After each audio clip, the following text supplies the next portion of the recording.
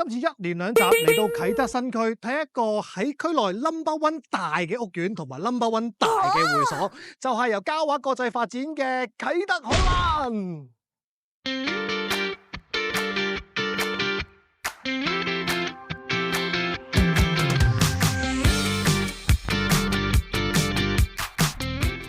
喺屋苑入邊，會所加園林接近有15萬尺之大，有65項嘅設施俾你消閒同埋娛樂。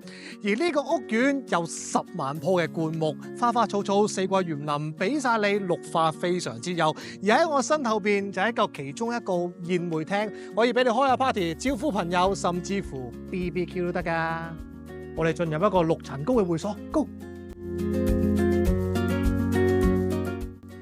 而接待廳嘅左手邊咧，有個動感嘅單車健身中心，我哋由高睇到去，依家我哋喺6樓嘅一個餐廳，有埋廚房啊！呢度可以容納到80至100人，有室內有室外添啊！有個接近6000尺、24小時嘅健身中心。